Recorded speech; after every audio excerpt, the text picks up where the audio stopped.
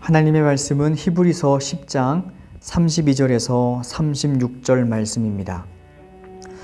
전날에 너희가 빛을 받은 후에 고난의 큰 싸움을 견디어낸 것을 생각하라. 혹은 비방과 환난으로서 사람에게 구경거리가 되고 혹은 이런 형편에 있는 자들과 사귀는 자가 되었으니 너희가 갇힌 자를 동정하고 너희 소유를 빼앗기는 것도 기쁘게 당한 것은 더 낫고 영구한 소유가 있는 줄 알미라. 그러므로 너희 담대함을 버리지 말라. 이것이 큰 상을 얻게 하느니라. 너희에게 인내가 필요함은 너희가 하나님의 뜻을 행한 후에 약속하신 것을 받기 위함이라. 아멘.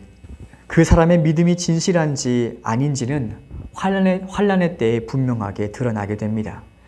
믿음이 진실하다라는 것은 그 믿음이 변하지 않는다는 것입니다. 그래서 믿음은 우리의 인내로서 증명됩니다. 히브리 교인들은 참 어려운 시대를 살았던 교인들이었습니다. 그러나 그 어려운 시기를 잘 버텨냈습니다. 당시 종교적인 박해가 있었습니다. 어떤 이들에 의해서 모임이 폐하여지는 일이 참 많았습니다.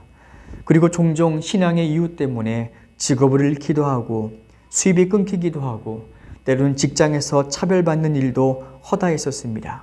그런데 히브리 교인들은 그 박해 중에 오늘 본문의 32절 이하의 말씀처럼 모욕과 환난당하는 자를 서로 위로해 주었고, 그리고 그것 때문에 사람들의 조롱거리가 된 사람, 감옥에 갇힌 사람들의 친구가 되었고, 재산을 빼앗기고 그리고 손해보는 것도 마다하지 아니하고 그들의 힘과 위로가 되었다고 말씀하십니다. 정말 대단히 좋은 공동체였었습니다. 그런데 문제는 박해가 점점 더 길어지자 믿음에서 떠나는 자들이 많아졌다는 것입니다. 하나님께 실망하고 떠난 것입니다.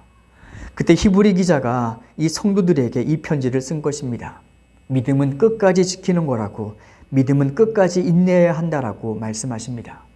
믿음에서 뒤로 물러나게 되면 하나님을 기쁘시게 할 수도 없고 구원에 이를 수도 없으니 끝까지 믿음으로 인내하라라고 이 신앙을 권면한 것입니다.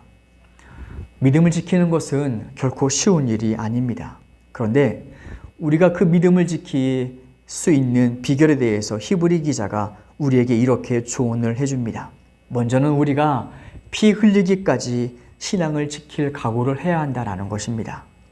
시간의 수고와 물질의 수고도 귀하지만, 그런데 예수님은 내 생명보다 귀하다는, 생명보다 귀한 피 흘리기까지의 각오가 없으면 우리의 신앙을 지켜낼 수 없다라는 것입니다.